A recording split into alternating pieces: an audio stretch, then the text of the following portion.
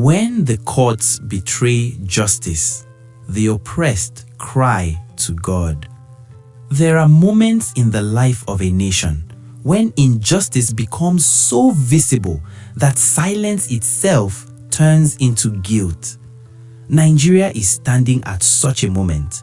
The continued detention, trial, and judicial mistreatment of Mazi Nnamdi Kanu is no longer merely a legal matter.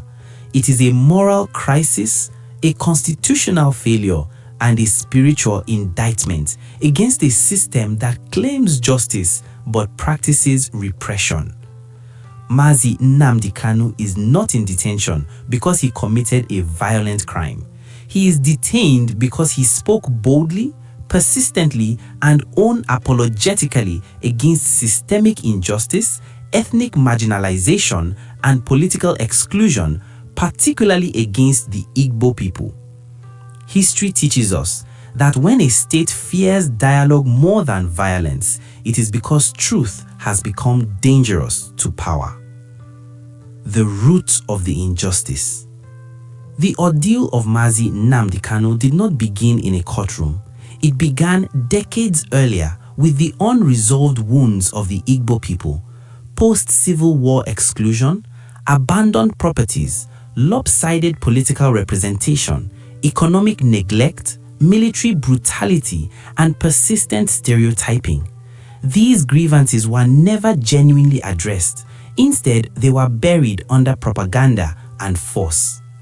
When Mazi Nnamdi Kanu gave voice to these grievances through peaceful advocacy and broadcast commentary, the response of the Nigerian state was not engagement, reform, or reconciliation.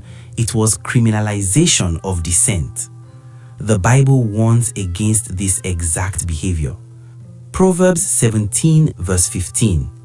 He who justifies the wicked and he who condemns the righteous are both alike an abomination to the Lord. Extraordinary rendition, the original sin of the trial. Any honest discussion about justice must begin with the illegal abduction and extraordinary rendition of Mazi Nnamdi Kanu from Kenya in 2021.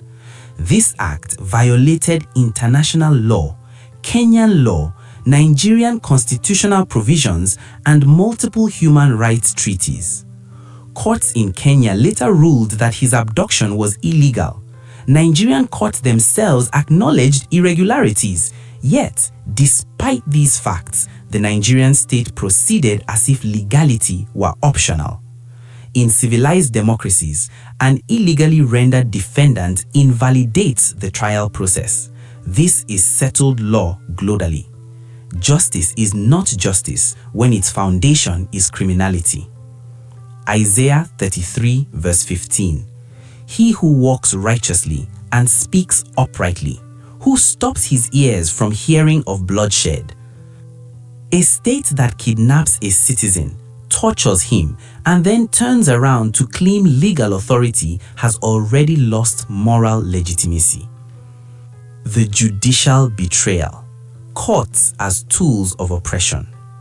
Perhaps the most painful aspect of Mazi Nnamdi Kanu's ordeal is not the hostility of the executive branch, but the failure of the judiciary, which should be the last hope of the oppressed. Court orders granting bail and calling for his release were issued and then ignored. Judges acknowledged the illegality of his rendition and then proceeded with trial anyway. The principle of rule of law was reduced to selective enforcement. The recent judicial posture and sentencing trajectory associated with Justice Omotosho has further deepened public concern.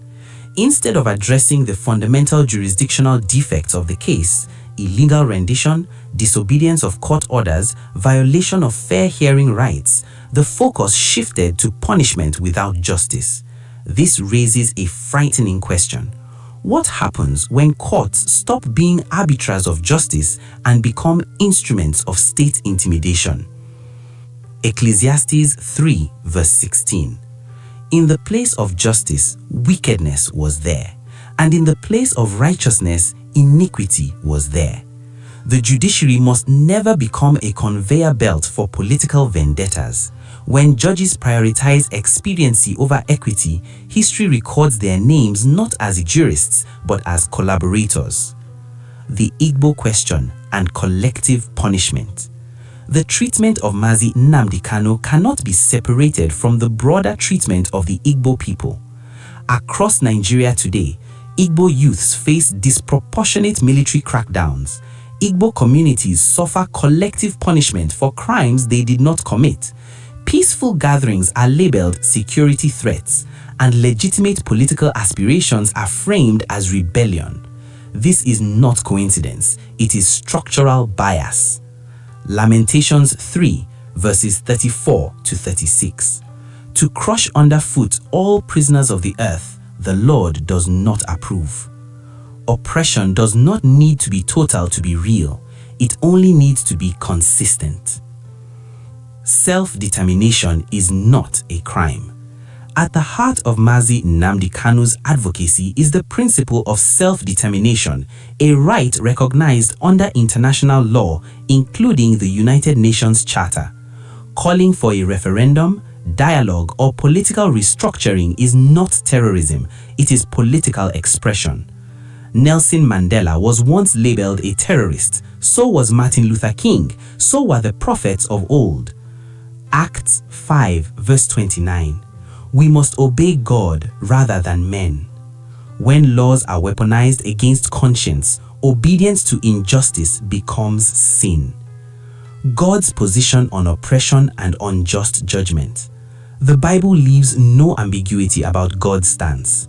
Isaiah 1, verse 17. Learn to do good, seek justice, correct oppression. Psalms 82, verse 2 to 4. How long will you judge unjustly and show partiality to the wicked, defend the weak and the fatherless? God does not side with power, he sides with truth. He does not defend institutions, he defends righteousness. Every prison cell that holds an innocent man becomes a testimony against the nation that built it. History is watching. No injustice remains hidden forever. Courts issue rulings, governments release statements, but history writes the final judgment. Those who upheld justice are remembered with honor. Those who betrayed it are remembered with shame. The continued detention and sentencing posture against Mazi Nnamdi Kanu will not age well. When future generations ask where the judges, lawyers, pastors, intellectuals, and leaders stood, silence will not be an acceptable answer. Micah 6, verse 8. What does the Lord require of you? To act justly, to love mercy, and to walk humbly with your God. A call to conscience, not violence. This advocacy is not a call to hatred. It is not a call to violence. It is a call to conscience, law, and faith. Justice delayed is justice denied, but justice denied is also judgment invited. No prison is strong enough to cage truth forever. No court is powerful enough to silence God's justice. Psalms 146, verse 7. The Lord executes justice for the oppressed and gives freedom to the prisoners. We therefore declare, calmly, firmly, prayerfully, that Mazi Nnamdi Kanu must be free, for the sake of law, for the sake of unity, for the sake of justice, for the sake of God.